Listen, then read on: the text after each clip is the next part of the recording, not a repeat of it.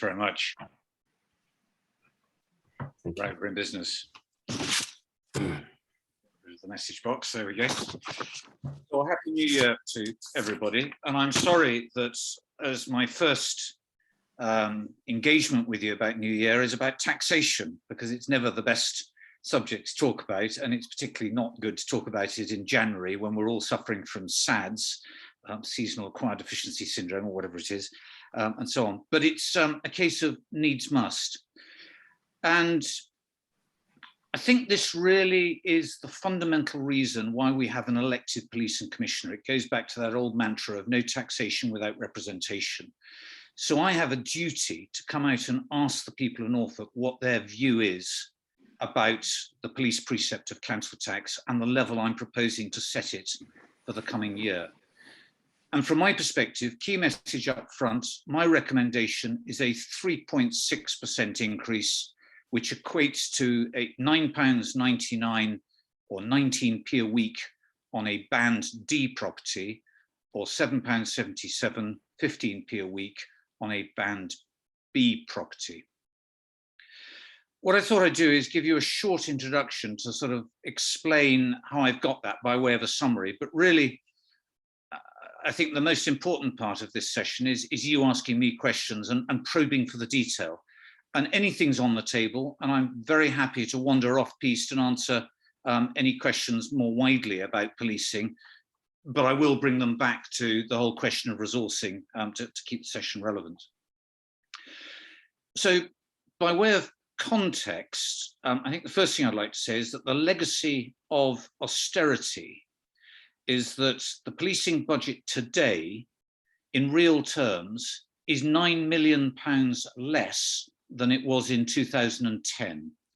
Austerity required the constabulary to cut its budget by 20% over 10 years, which is £40 million, and throw in inflation and all the other things into the mix. That's how we arrive at that figure of £9 million less. One consequence, and it's only one consequence of this, is that there are 45 fewer officers today than we had officers and PCSOs combined in 2010.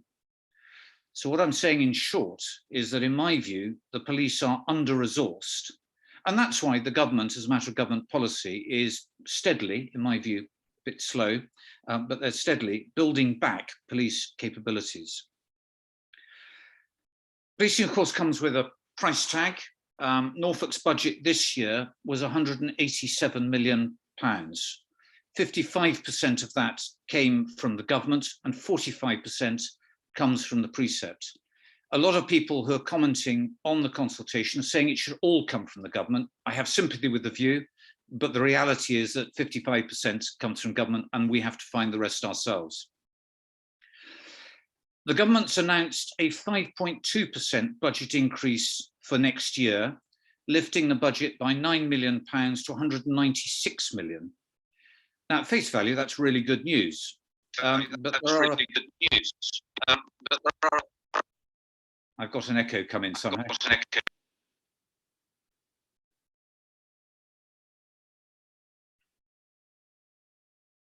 I'm not sure if it's still there. I've just put everyone on mute, so we should. Okay, that seems to have dealt with it. Thank you. So as I was saying, at face value, that budget increase is good news, but there are two quite significant wrinkles. The first are the cost pressures that I've got to absorb. And when I talk about cost pressures, I'm talking about things like inflation, the expected police pay rise, and there are various others. They amount to upwards of £18 million, £18 million. And the second wrinkle is that the announced government budget increase, that £9 million, already builds in a maximum precept increase, and I'm being lent on by the Home Secretary to deliver on that. Now, I'll make my own decision, but it is a factor in the decision that I'm recommending. And, I flag that so you can have at me if you disagree. The Chancellor's comprehensive spending review statement in October gave commissioners authority to increase precepts by £10 a year over the 3 years of the comprehensive spending review period. Now that £10 in year one, so the coming financial year, would be the figures that I already given you, the 3.6% increase, translating as £7.77 or 15p a week on a band B, or £9.99, 19p a week on a band D property. But from my perspective, that 3.6% precept gives me an additional £4 million. So £5 million, it's actually £5.7 million of the 9 million is coming from government, 3.4 million is coming from, or could come, I'm recommending it should come, from the precept increase. You'll notice that there's £100,000 overlap in that. That's significant, and I'll come to that in due course. Why do I think we need an increase? Well, turning to the public's expectations, the public want more visible policing. The loudest theme in the consultation, the loudest comment I hear everywhere I go is that people don't see police officers and they want to do so. They also want, the public also wants more done about violence against women and girls. And frankly, the public wants the police to do more about everything that the police do.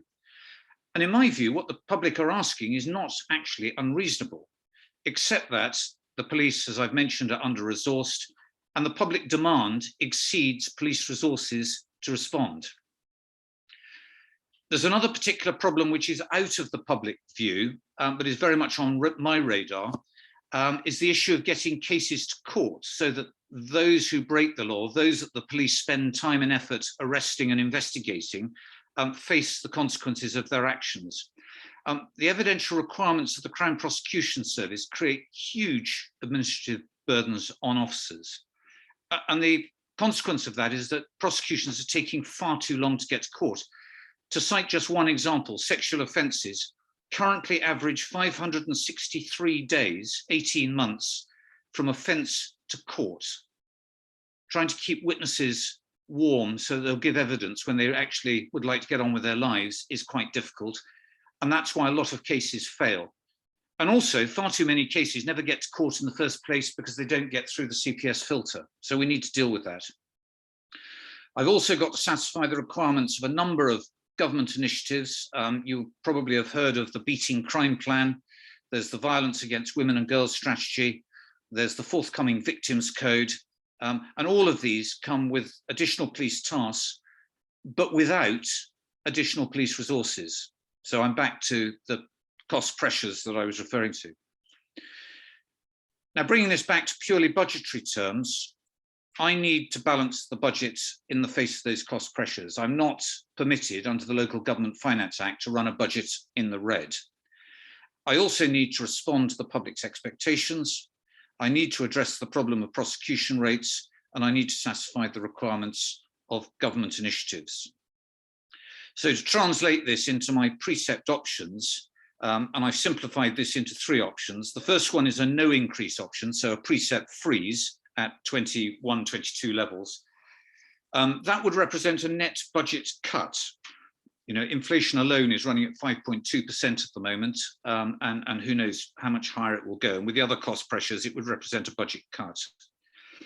So while I would balance the budget, that would be at the expense of visible policing. I could not enhance police capabilities to deal with violence against women and girls, to deal with the problems with the CPS or anything else. And I couldn't deal with the requirements of new government initiatives. A 2% or a 2.5% increase, so the middle ground, if you like, I would suggest wouldn't go far enough. Again, I would balance the budget because I've got to, but it would be at the expense of visible policing and there'd be no capability enhancements. A 3.6% increase would give me that £100,000 headroom that I mentioned a moment ago. So that would enable me, sorry, I've got my figures muddled. It gives me a headroom of £800,000. So yeah, hopefully I haven't confused everybody else. I can come back to that in questions if I have. That would enable me to balance the budget. It would also enable me to invest in the additional capabilities needed by the police, and specifically in 21 specialist police officer and police staff appointments, which would be focused on violence against women and girls, and it will be focused on taking the clerical burden off uniformed officers. And the Chief Constable estimates that if we were to do this, he could regenerate from his existing detective resources 40% additional detective capacity and 20% additional uniformed officer capacity. So I'm suggesting this is a spend to save measure, in that we invest in these 21 and we get a far greater return, which goes straight back into increased visible policing. So on the basis of that very brief summary, I'm recommending a 3.6% preset increase. But I will just finish by saying that just before I came online, I checked the current returns on the consultation, and 15 minutes before we started, 45.75% of those who responded in favour.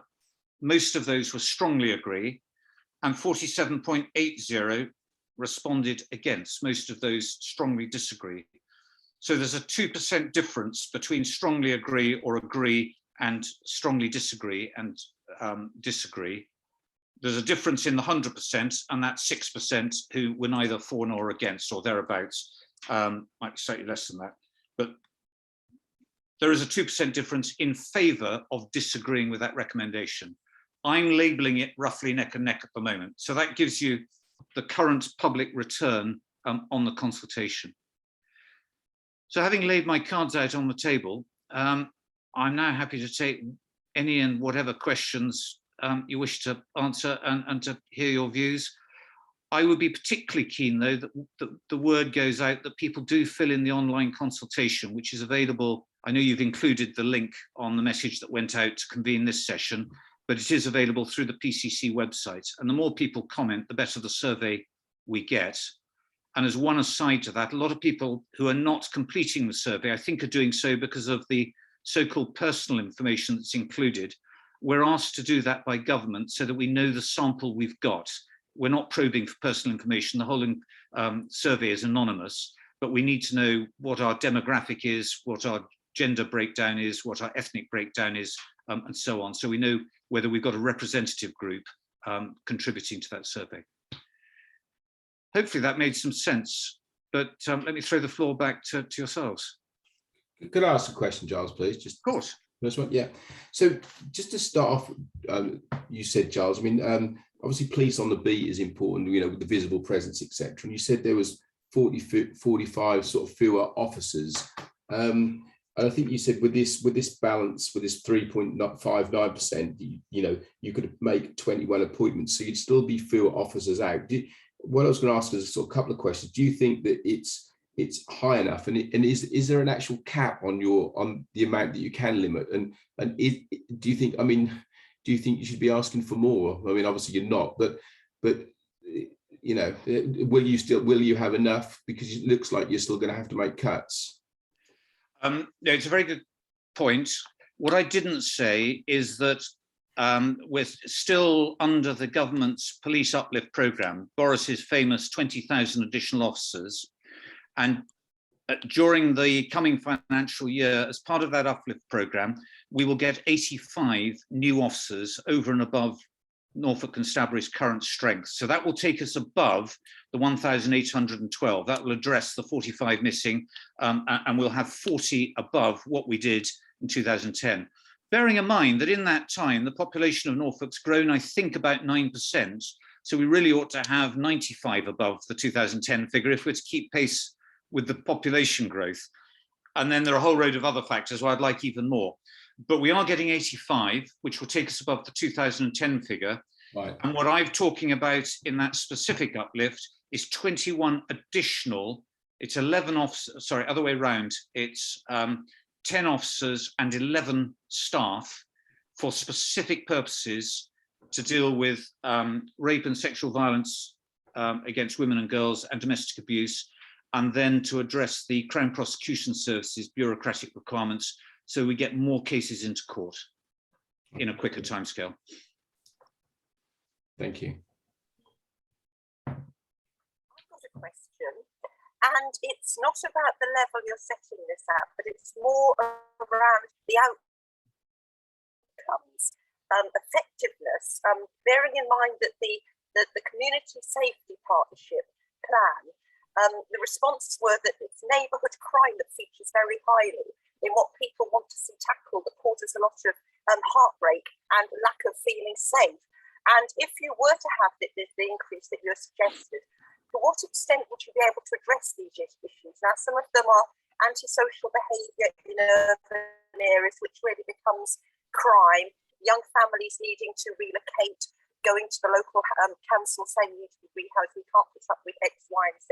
Sometimes you have multiple problems. You can have issues which some are environmental health from the council, some are police because they are to do with the results of drug dealing and drug taking.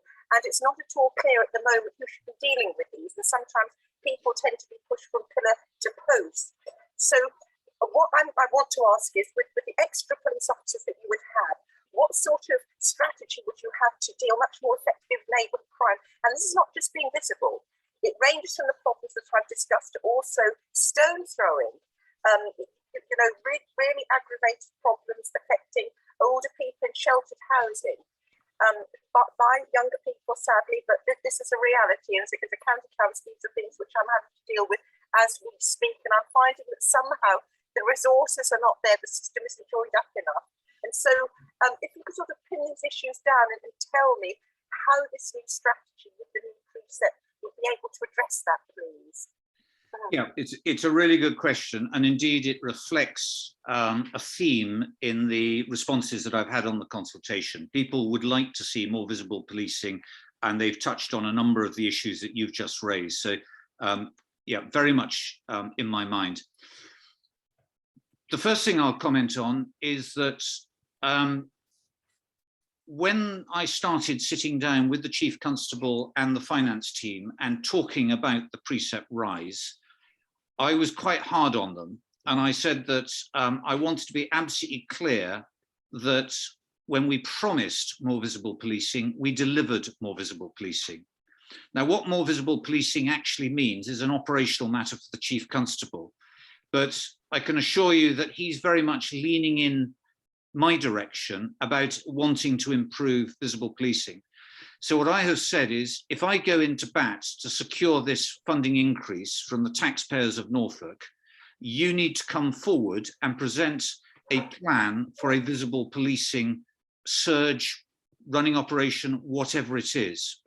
And we've been kicking a few ideas around, funnily enough, only this morning, about bringing the moonshot teams, the roads and armed policing teams in to deal with unlicensed vehicles, poorly loaded vehicles, vehicles that are uninsured, and also speeding motorists, which outside the big towns is a constant thorn. And the regular comment is the police do nothing about it. We then need to look at the issues of antisocial behaviour and the hotspots that have been flagged up by people who've gone to the Street Safe app, which I hope you're familiar with, where people can identify through the app locations where they feel uncomfortable, and that creates an ink spot map, and the police are meant to follow up and patrol it, and they have been doing in the urban areas. But what I'd be interested in is where there are equivalent areas out in the more rural areas, because I'm quite certain they are, and we need to focus this not just in the urban areas, but across the whole county. That's another part of the issue. The Chief Constable's already introduced his Park, Walk and Talk programme, but what I want to know is from him is how that is actually being targeted. Or is it literally a police officer stopping somewhere, walking through a village, saying there was no one here, getting back in his car and driving off? What we need is a more focused and targeted Park, Walk and Talk. For example, going through some of the villages at lunchtime when the pubs are open and putting his head around the pub door and going in and chatting to people and hearing what their views are. Turning up at school gates at school delivery time and just monitoring what's going on. People crashing through lollipop ladies because they're impatient to go to work. People parking stupidly outside school gates, and the general conduct of the kids. That's a particular area of interest to me, because as a result of lockdown, particularly, the younger generations regard the police as the enemy. There's been a huge amount on social media that the enemy are the filth, they're pigs, they're the, this, that, or the other. And there is a breakdown of trust that is almost complete now between the 16 and younger and the older generations. And the danger with that is, as soon as that lot leaves school, we're going to have even more problems of the ilk that you've just referred to. I've rambled there, but there will be a plan, if I can just sort of say, and it's going to be a tangible plan. And I'm going to get the Chief Constable to brief the police and crime panel that holds me to account, so that we're held to account. I'm held to account, and I will in turn hold the Chief Constable to account, so that this time we don't just say that we'll increase visible policing, we'll actually demonstrate how we've done it in a metrics-based way. And you know, I very much hope that people like yourselves will have the opportunity to one day have a face-to-face meeting, and I'll bring the Chief Constable along, and you too can hold me to account for all the areas that you look at. So we can do that. The other thing I would just mention is the expectation gap. And I've talked about this before, I think in this forum, but so if I'm repeating ground, forgive me. We do have, dare I say it, an elderly population. 24% of Norfolk's population are pensioners. And they were brought up in a different era of policing. They're used to what I describe as Dixon or Doc Green policing. So they regularly prod me in the chest and comment on RoboCop with his flak jacket or stab vest and his baseball cap and all those sorts of things, and say what they want to see is an officer with a big hat on, tunic, a couple of metal ribbons would help, you know, tie and all the rest of it. And they want to see them just patrolling down the street. Now, because we don't have enough officers and because the demand on the officers is too great, we just don't have the capacity to do that unless there is a targeted reason for doing it. But an awful lot of people say, well, we don't care, that's what we're paying for, that's what we want. Meanwhile, on the other side of the divide, there is a huge amount of crime that goes on out of sight, out of view. 24% of all crime in Norfolk is domestic abuse, which by its very nature goes on behind closed doors. If I tell you that last year there were more rapes reported in Norfolk, 1,010 rapes, than there were residential burglaries. Now, some of those were legacy issues, and nearly all of them were rapes within relationships. There were only 2 stranger rapes, as I'll describe them. So I don't want people to, you know, leave here feeling that Norfolk's a terribly unsafe place. But it's all part of this domestic abuse problem. All those issues are really complex to investigate. They take up a lot of police time. And just because the police aren't visible doing Dixon and Doc Green style patrolling doesn't mean they're not there getting on with tackling crime.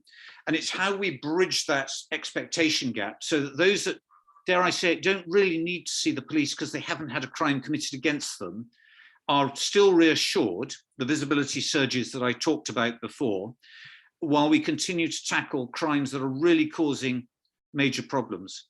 You touched on drugs when you asked the question. Drugs, we've got a significant effort against, particularly county lines drugs. It's very successful. At the moment, we've got 100% charge rate of the cases the police have put forward to the courts. And more importantly, we've had 100% guilty plea rate because the cases produced have been absolutely watertight.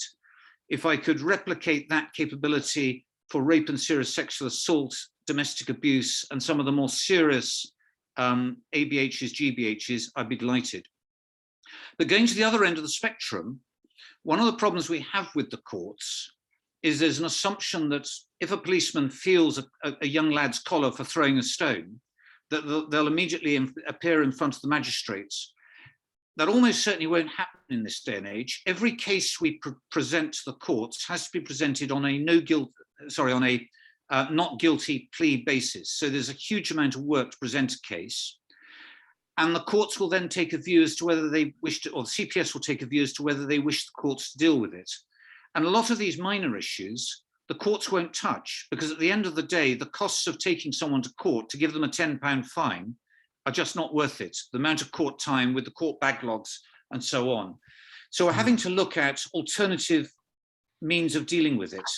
And some of the things we're doing is, for example, police officers going around and talking to parents, getting the parents to make the child write a letter of apology and pay for the damage done. Now, some people don't like that because they feel that they should have their day in court. But the reality is that in this day and age, they're simply not going to get to court. And even if they do, if it's a criminal offence, the issue has to be proved beyond reasonable doubt, which is a 95% certainty. Now, unless you've got evidential quality video footage, or in the case of something like a burglary or a traffic issue, a vehicle registration number, and stuff like that, the courts are not going to entertain it. So we're slightly between a rock and a hard place, in that as part of the expectation gap, the public expect the police to put people in front of the courts, but the courts aren't interested in the police putting those people in front of the courts. So we've got to work on this together. And one of the things I'm doing is making sure that the files that the police put forward are absolutely watertight. So I want to create an expert team that will build these files rather than 20-year-old police constables just joined the force trying to do it, and the files coming back from the Crown Prosecution Service because I's haven't been dotted and T's crossed. Because if they come back 3 times, the Crown Prosecution Service mark them no further action, and it doesn't matter what the offence is, it doesn't go forward, which is really frustrating for the police, let alone the victims. Again, that was quite a long answer, but I hope I've answered all the points you raised. Yes, thank you for that. I think that working together with councils, environmental health in particular, is very, very important, because I'm referring to the kind of issue which goes on for months, if not years, and residents will say that nothing's being done. Now, I know there's a lot of case notes in various files, but it's the sort of action, so it's the joint strategic working that we need just to create safe places to live, particularly in urban areas. And it's very sad to have to say that, but this is where we are, and we really need to move on with this, because it's causing tremendous disruption, havoc, and mental health problems to residents' lives. But thank you for that, and I do think that there needs to be, increased joint working between all of the agencies and arms of government to try and create a safer society. Yeah, well, I keep coming to the NALC, and I'd be delighted if you keep raising that point as we go along, and keep pressure on me to keep pressure on the constabulary. And yes, I agree, we need to work together as a partnership, because the constabulary respond to individual incidents, but we've got to deal with the underlying issues, and a lot of those lie in other quarters. Absolutely, thanks. I can see Sue's hand's gone up. Hi, yes. You mentioned that it was 500+ days to get to court for cases. Is there a plan to improve the time in getting this to court? Because it seems as though it's all very well if you're policing and catching criminals, but if we can't actually do anything about it, we're kind of going backwards. I am developing a plan. I, in my other mantle, am the chair of the Norfolk and Suffolk Local Criminal Justice Board. So I am able to convene the LCJB, as it's known for short, which involves all the different parts of the criminal justice system, from the police right through to probation service and parole boards and so on. The first problem is that all these people operate in silos, working to their own hierarchies.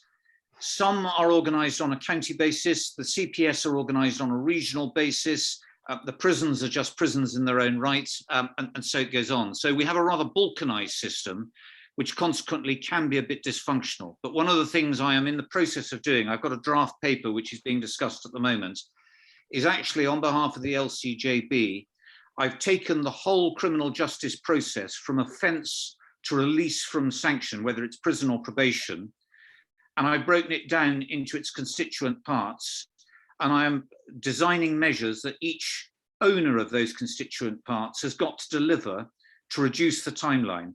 So, for example, the police part is to reduce the time they take to present the files to the CPS, and that's why, as part of the precept calculation, I wanted to buy in those 11 posts to help them do it.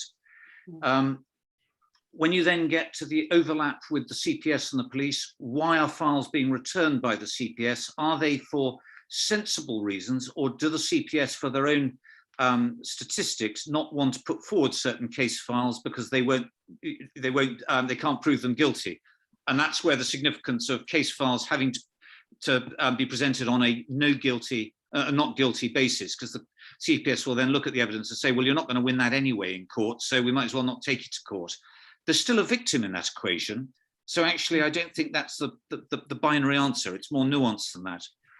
We then look at the CPS and the timescale that they take to get cases taken from the police, charging decisions made and delivered to the courts with the timescale they take to actually list cases, and are they paying attention to the listing instructions? So for example, if it's a domestic abuse case, are we listing on days when we've got independent domestic abuse advisors there to support victims and witnesses? Are we listing in such a way that we don't have constant adjournments and postponements, which inevitably makes victims and witnesses go cold? Because at the end of the day, you know, particularly some of these rape trials, there's one rape trial that's into its 4th year and still has yet to get into court. If you've gone through the horrendous trauma of rape, there comes a moment, well, first of all, you're probably very upset, then you get angry, then you get pretty miserable and depressed and have all those sort of further reactions. But there comes a time, hopefully, where you're able to draw a line and you just want to get on with your life. If you've got to that point and you then have to go to court, the chances are you're going to say, I'm sorry, you know, if you'd done this 2 years ago, I might have supported the police prosecution or the Crown prosecution. I'm now moving on with my life. I've got over it, you know, whatever it is. So in all these ways, putting the victim at the forefront, I want to attack, and I use that word quite deliberately, I want to attack every component of the criminal justice system. And instead of saying, well, not really answerable to you as PCC Norfolk, because I answer regionally, or I answer to the prison service, or to the Minister of Justice, or to the Attorney General, I'm saying, no, here in Norfolk, it's taking 563 days for a sexual offence to get through from offence to the court. That's 75% higher, 75% more days than it did in 2020. So what's that going to be in 2023? And I haven't mentioned the magic word COVID. And with all the COVID constraints, the courts have been understaffed because of sickness absence. They've had all the constraints to deal with, which is reduce their throughput. In Norfolk and Suffolk, we've not managed to persuade the courts and tribunal service to run a Nightingale court. And I very much regret that's an issue of the perfect being the enemy of the good. And so it's going to take time. I have got the High Sheriff involved. He's going to talk to the Prime Minister. I'm talking to the Policing Minister, who has a foot in the Ministry of Justice as well. He sits in both ministries, the Home Office and the Ministry of Justice, talking to him on the 19th of this month. And I will keep bashing away at this until I get the time down. I've got no magic wand, it won't be instant. But before the next election, and please quote me and hold me to ransom on this, I hope to have that down significantly. That's my object. Okay. But I accept it won't be easy. There'll be all sorts of good reasons for not doing it. We come back to resources. You know, why does the CPS take so long? The CPS can't recruit lawyers because the state doesn't pay enough for lawyers to work for the CPS in comparison with what lawyers coming out of training schools will get if they go and work for a private solicitor's firm.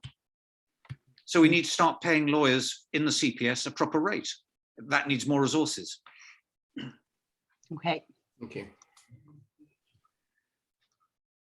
Sue, is that an old hand or is that?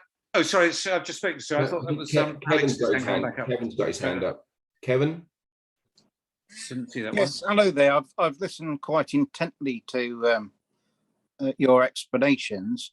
I have a kind of issue through all of this, is that I have been trying to defend your explanation and reasoning for not going down the reintroduction of the PCSO route. And I've got to let you know I'm failing sadly. So what I'd like to ask you for in this forum is a easy to transfer explanation as to why you made that decision, and one that I don't think, and I'm just going to be honest with you, even through the local police surgeries, is being answered. The question's been asked numerous times, but it just then comes down to finance. Now, it's pretty difficult for a Bobby on the beat to stand there and say, well, I'm of more value than what a PCSO was, even this is to be, you know, the factual truth. So it's difficult from all angles. And And I'm just going to be honest with you, listening to your explanation earlier, you kind of touched on all of the areas of visible policing that was occurring that now isn't occurring.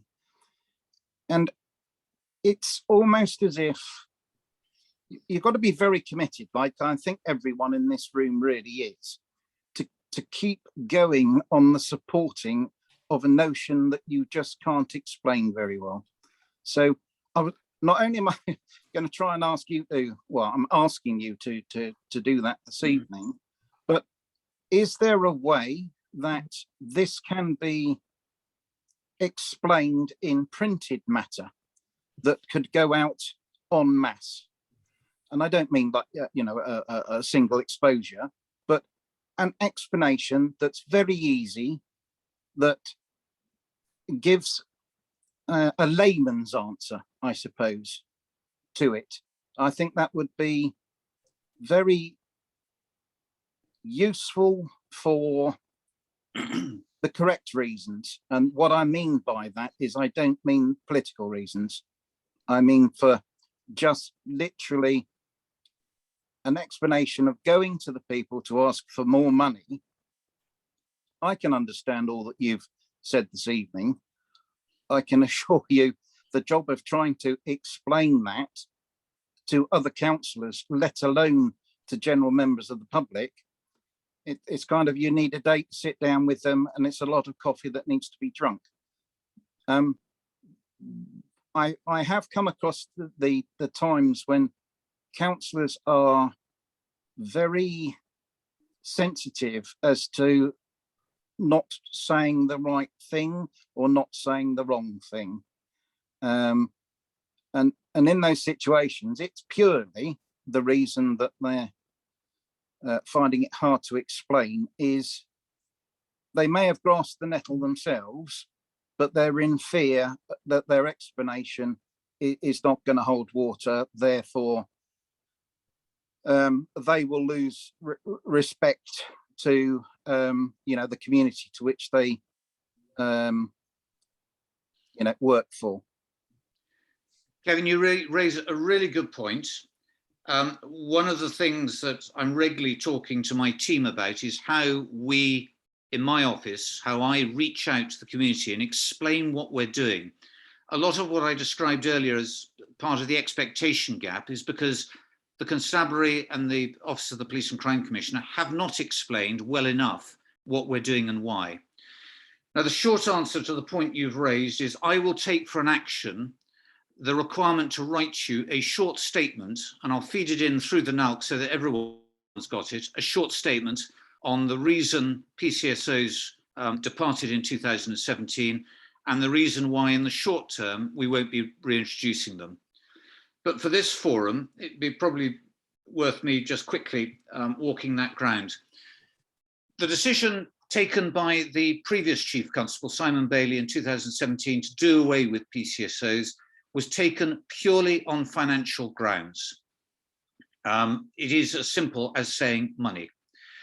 I forget off the top of my head how many PCSOs we had at that moment, but their annual cost was only £1,300 less than a fully trained warrant card carrying police officer. And so the decision was taken that at the height of austerity, we would do away with PCSOs. I think there were 150 PCSOs across the county, and the money we realised enabled us to buy back 87 police officers. Now, at that stage, Norfolk Constabulary was down at 1,500 strong, and if I'm complaining that I'm under-resourced today, you can imagine how they felt then. So that's why the decision was taken. Was it the right decision? Well, as Police and Crime Commissioner, I would like to put PCSOs back into the mix, because the one great advantage of PCSOs is that they couldn't be taken out of their communities. A police officer can be redeployed anywhere in the county, or indeed anywhere in the country, under mutual aid if needs be, but the PCSOs stayed in the county, and that's why they became so popular, because they were always there. Now, yes, they didn't have a warrant card, they didn't have powers of arrest, they're quite limited in what they were doing, but they were constantly there, they were recognisable, they were eyes and ears in the community, The community liked them, they trusted them, and so on. I can't reintroduce them, first of all, because it's an operational decision for the Chief Constable. Paul Sanford and I have talked about it, and we come back to the question of money. Paul Sanford would like more police officers in the first instance to deal with all the pure policing tasks he needs to do. If money was no object, then yes, we would add back the 150 PCSOs, and indeed we'd go further if we could. We recognise that PCSOs were an asset. The decision to get rid of them was not taken lightly. But at this moment, would I rather have 85 more? Well, I don't have the choice under the police uplift programme. I've got to buy 85 more officers. Otherwise, I don't get £3.5 million of the £9 million uplift. But if I wanted to pay for them, I'd have to find that money. If I went for a referendum on the precept and say I wanted to increase not by 5.6%, sorry, 3.6%, but let's say 10% to generate 7 or 8 million, and thereby buy in PCSOs, I suspect, I think you would probably agree that the householders of Norfolk would have a view on that, and I'd get a very loud raspberry in return. So the one word answer to your point is, I'm afraid, money. Those officers who you've spoken to are absolutely right. Would I like it to be different? Yes. Can I make it different? Not in the short term. We are where we are. It's a legacy of past decisions, and with the best will in the world, we'll have to live with it in the short term. I hope to get a second term in this office. 8 years, if I get 8 years, would be a long span. If I had the option in my 8 years to reinstate them, I'd be pushing hard to do so. Yeah, well, thank you very much indeed for your answer and for this forum. That's a pretty candid one, I believe. But, and here's the big but. What you've said, again, we understand, and I thank you for making it a point of note that you'll come out with, a paragraph, something that can be, a universal answer, so everyone's batting off the same page. But, and as I say again, the big but, what you've explained is, in a way, and this is my view, okay, but it is generalized from people that I've spoken to on the matter. The can is being kicked down the road, and why I say that is because you've explained this huge lack of trust in the fuzz. Yep. One of the things that the PCSOs did, their magic, as I called it, was that they weren't foe and they weren't friend. They were in that non-warrant card carrying element where the younger fringe criminal fraternity actually spoke to them. And the 5-minute chat down the skate park would have veered an individual off on a different course.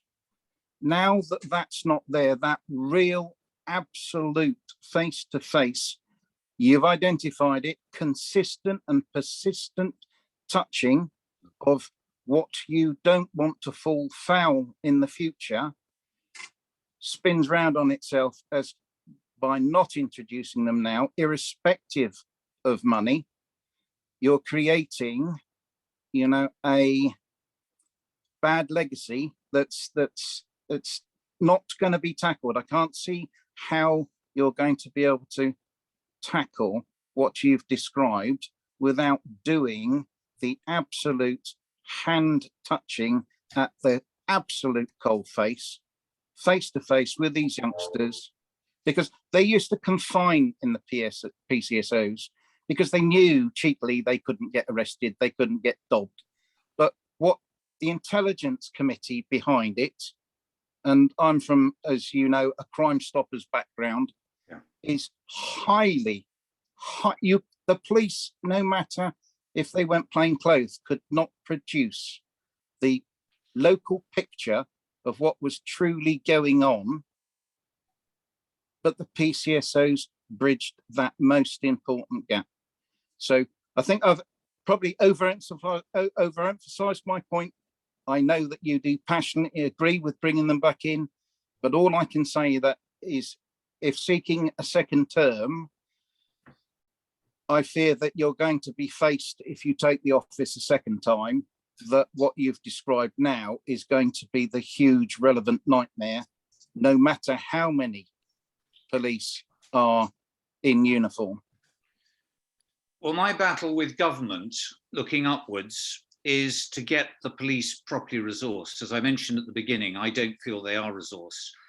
Now, when the Home Secretary, or more accurately, Kit Malthouse, the policing minister, announced the police budget increase on the 17th of December, he described it as an inflation-busting 5.2% increase. But as I mentioned, he included the maximum preset increase in part of his thinking. But what he didn't tell the public was that bit I mentioned about £18 million worth of absorbed costs. You know, inflation at the moment is running at 5.2%. That equates to £9.35 million on the budget of 187,000, which I would have to absorb. If the police get a 3% pay rise next year, and they didn't get a pay rise this year, and their pay's fallen by 12% overall, that equates to 4.8 million. Now, I was given a £9 million budget uplift, which was described as inflation busting, provided I went to my full allowance on the precept, i.e. the 3.6%, but I couldn't actually match the increase costs that are put on. And then there's all the legislation the government's introducing, which is giving the police additional tasks, but not giving them additional resource. Collectively, I think PCCs have got to go into bat and say to the government, you've got to resource your rhetoric. Law and order is one of the top 3 domestic agenda items of Boris Johnson's government. 20,000 officers has been the sort of the watchword of it. But I'll be very candid here and rude to my own party. 20,000 has become a number a bit like 42 is to Douglas Adams students who've read The Hitchhiker's Guide to the Galaxy. We all know the answer is 42 or 20,000. We don't actually know what the question is. And so we're trying to work out what the question is. Interestingly, 20,000 officers doesn't replace the 24,000 officers that were lost, and they only come with 80% of the costs. So we don't actually get the full budget that goes with them. We have to absorb that. Now, you very rightly, and I have huge sympathy with your views, and I agree with pretty much everything you've said, want me on top of all of that to bring back 150 PCSOs. I would love to do it. I'd like to impress on ministers that we need them, but they've really got to put some serious money into law and order. Policing in England and Wales costs £15.2 billion at the moment. I can't give you a figure off the top of my head, but just look up what HS2 railways is going to cost the government. And I would ask whether money spent on high-speed trains to cut 15 minutes off a train journey to Manchester might be better spent elsewhere. I have a view, but I would say that, wouldn't I? But that's the battle I've got to have with ministers and with government. As long as we can confine in the local population that you're going into bat on that matter, so that would be an important point I may suggest to put in that paragraph, exactly what your thoughts are, you know, in the explanation, you know, a one-liner at the end, you know, and I would love to do this, something like that, because it's the conveying of not just the correct answer, it's that there is light at the end of the tunnel, and it's a light that the populace can't see at the moment. When I stood for election and I was asked that question, whether I would reintroduce PCSOs, I gave the answer that the ship had sailed and I wouldn't be revisiting it. But the more I talked to people around the county and actually talked to officers out on patrol, the more I realised that that's not the right answer and we do need them back. But I'll bring you back to that magic word, money. I understand that, and thank you very much indeed for your time. Pleasure. Sue, you had a question? Yes, if nobody else does. Giles, can I go back to a topic that we've touched on with you before, certainly at the last webinar, and that is bullying and parish councils. We've seen that there is ultimately nothing that can be done. It needs a change in the law. And I'm wondering if you would have any ways of being able to guide us as to how to go about getting changes so that the bullying issues that are going on can be addressed. The first point of contact should be your Member of Parliament. Are you in Downham? So is that James Wild? Yeah. Well, I think I'm seeing you tomorrow then. Yeah. So we've been in contact over the last. We may revisit this tomorrow. That's right. So I think James Wild will be a starter. He might wish to introduce an early day motion. I think the Local Government Association has also got a role to play in lobbying to underpin a Member of Parliament's early day motion. Yes, I mean, we've been going down various routes and things. I just wondered how we would get the police to throw their weight behind our actions. That'd be a matter of getting James Wild and I to have an exchange of emails and me putting something on paper that says, yeah, I support. And when he stands up in the House, he can say, I've had a conversation with the Police and Crime Commissioner for Norfolk, who's wholeheartedly in support. But the key thing is getting the head of steam in the House to get a change in legislation.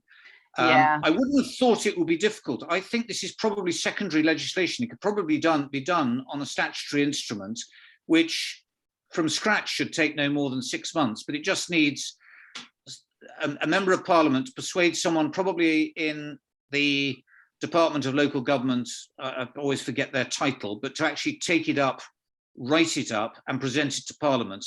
And then it should go through quite quickly on the nod. Okay, we will keep persevering. Thank you. I think Alexandra's hand's gone back up. Yes, I would like to back up what's just been said about harassment of councillors. In fact, sadly, one step worse, we have a case in Clenchwater that's all being recorded publicly in the parish council where there is an issue of a crime, a property crime committed against a parish council. And obviously we want to put the message out to the public that this is just not acceptable. And I was actually asked sort of on the hot button what policy there was to deal with this. And so I'm going to ask you, because obviously parish councillors, they're not paid, they do the work they do for their communities, for the love of it. They don't have the network of support which borough and county councillors do. And this is something which we really need to tackle because it's absolutely horrendous. The first thing I would suggest is that your beat officer needs to be involved, and I assume he already is. And therefore the question needs to be asked, what has he done about it? And if you're not happy that he's done enough, by all means, drop me an email and I will ask the question top down, which is what I did last time I heard about this, and there was a flurry of activity. At the end of the day, when the police had looked at it, there weren't sufficient grounds to do anything. But by me asking on behalf of my constituents, and bear in mind, although I'm not allowed to interfere in operational police matters, so I can't say to the beat officer, you will go down and investigate this. I can, on behalf of my constituents, say to the Chief Constable over my cup of coffee, I had a report of, here's the email, would you mind having a look at it, just reassuring me all is well. I'm not interfering because I'm asking the question to the Chief Constable, and he'll come back over the next cup of coffee and say, yeah, I've asked the question. And of course, when that comes down the food chain, officers will be scurrying around because the Commissioner and the Chief Constable are asking, which might have a more salutary effect than the beat officer just saying nothing could be done and wandering away whistling. Yeah, thank you for that, because I think that's something we do need to take up and pursue. So I will write back to the beat manager. Yeah. No, I regard myself as acting a bit like a Member of Parliament, having surgeries, albeit they're county-wide. And if one of my constituents writes to me, I pass it across. I have a chief inspector in my office, superintendent in my office, who acts as my police liaison officer. And I pass these emails across to him and say, before I reply, can I have a few words from the constabulary? and he goes away and asks the questions, and people know that if I'm asking the question, I'm doing so on the part of my constituent. I'm not interfering in operational business, but I do want an answer. And so they then go down the chain of command and provide an answer. And of course, if I don't get an answer, I just happen to mention that over my next cup of coffee with the Chief Constable. I get an answer shortly afterwards. And of course, these are about issues which are in the public interest. And I think more important than that, it is about public safety. So I think, you know, what we need to do is absolutely justified to follow this up. Thanks for that. Now, some of our officers are very good and they're very vigorous in their follow-ups. Human nature being what it is, some are less vigorous. And perhaps because they don't get that close a degree of supervision, my engagement on behalf of constituents, if you like, focuses attention. And if they're not being as vigorous as they should and can't justify their actions to the chain of command, then things happen. If there's a perfectly sensible reason why they haven't acted, then I'll get that message passed back and I can report back to the constituent concerned and say, you know, in that particular case, this is why. And, you know, but I always go back and answer these points.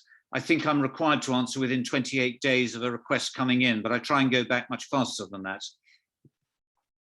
Thanks. And if I might just take advantage of this one more point about joint working between the constabulary and the Environment Agency and the environmental health departments in borough councils, where there are particularly serious issues warranting criminal investigations, because there have been issues where things have been parked, shall we say, without going into detail, and more needs to be done.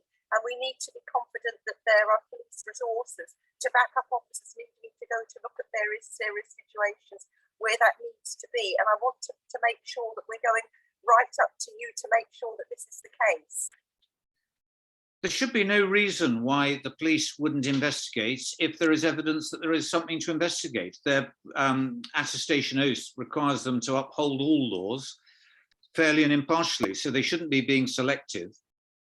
From what you're saying, though, there may be a lack of communication between environmental health and the police, and I don't know which side that is, but I'll ask the question and see what the view is. Again, by asking the question, I'll put a spotlight on the issue. I know Faye's taking notes, but I'm just going to write that down.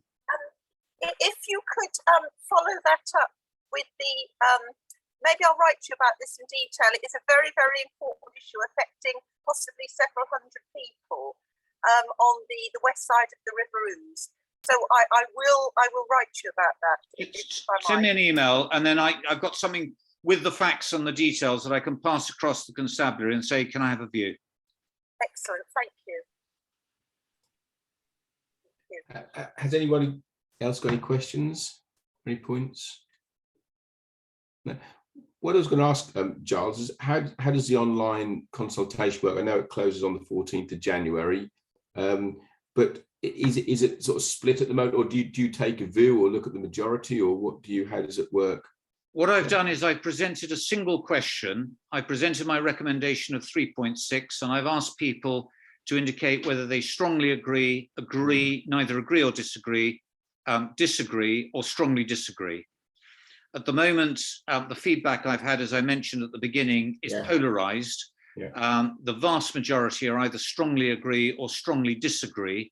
And at this moment, 2% in favor of strongly disagree and agree aggregated. I've taken those figures as 2 blocks, with a very small number sitting on the fence in the middle. So how, I mean, at the moment, I think you said 47.8 against and 45.7 in favour. So if it goes against, can you not then carry it? What happens if it goes against? It's a consultation, not a binding vote. Okay. So a number of people strongly disagree for reasons that are flawed, if I can put it that way. For example, there is one person who strongly disagrees because we should get rid of, and Kevin will leap straight onto the machine, useless PCSOs. They clearly don't understand that PCSOs went in 2017, and as Kevin has already very correctly pointed out, a large proportion of people would disagree with that particular commentator that PCSOs are useless. Okay. I've had a lot of people who've said strongly disagree or disagree on the grounds that the police should make savings.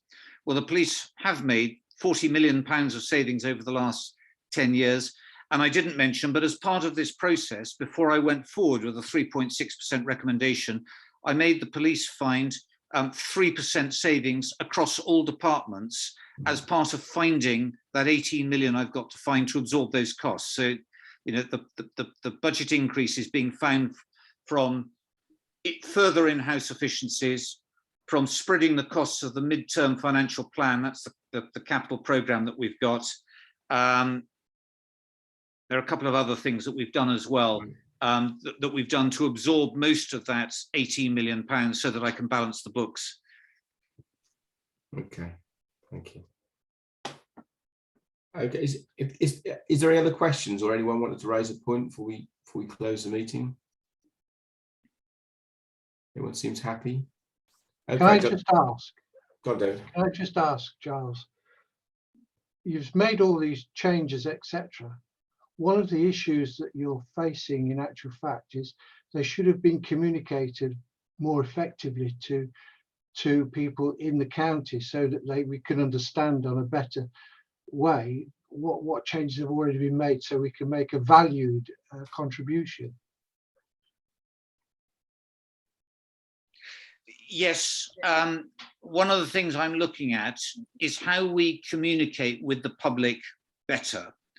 And I've been discussing that with my communications team, and I've also been discussing it with Constabulary, because my impression, going back before my time, is that decisions would be made, but not a lot of information would be put out. So I want to make greater use of things like the Eastern Daily Press, of Radio Norfolk, of social media, and of anything else, frankly, that I can use to get messages out.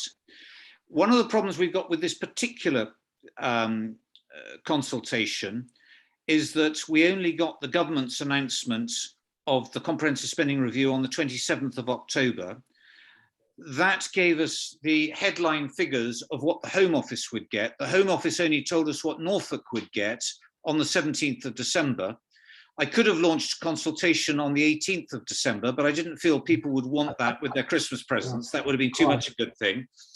I have got to appear in front of the Police and Crime Panel on the 2nd of February to get my recommendation endorsed by them in the light of the consultation, and they will probe me and hold me to account in exactly the manner you have just done.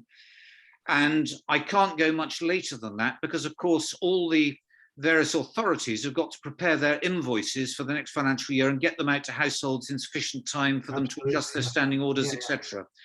So doing things at this time of year is not good news. I can't go and stand outside supermarkets with a table and just say to people, what's your view? Because no one wants to stop in the cold. And frankly, January is not a good time, but it's the only time I've got. So I'm going to look in the light of this one, which is my first consultation, about how we might do it next year. We already know what the precept headline will be next year. I hope we will have an earlier decision from ministers based on the comprehensive spending review, because the Home Office has already got its 3-year settlement. So we shouldn't be waiting for October and December. We should be able to do this much earlier. I would like to do a consultation in September next year and in the year after, and have a much more sensible debate, have it over a longer timescale, have it over a lot more public face-to-face fora. Hopefully COVID will be in the rearview mirror by then. And so people are better informed. And as we have done tonight very usefully, I feel, people can have at me with their wider concerns, like PCSOs, like the various antisocial behaviour questions we've had, and we can put this into a context. Thank you very much indeed. Thank you. Thank you, Giles. Okay, is everyone happy with that? Okay, well, I'd just like to close the meeting. Giles, I would really like to thank you for being your candid answer and your candid speak as well. It's really refreshing. So thank you for that. Hopefully, as now we'll organise some sessions, quite quickly where you can come along and speak to some of the other councils, etc. I think it would help your cause and it would help our cause as well. So I very much do appreciate what you've said this evening. And without further ado, I'd like to close the meeting and to wish everyone good night. So thank you for coming, Giles. Thank you for everyone taking part. And I'll send the recording out to everybody and we'll take it from there. So thank you, everyone, and have a good evening. Thank you, Jeremy. Thank you, everyone. Thank Hugely you. useful Thank from you, my Giles. perspective as well. Thank you, Giles. Bye bye. Bye now.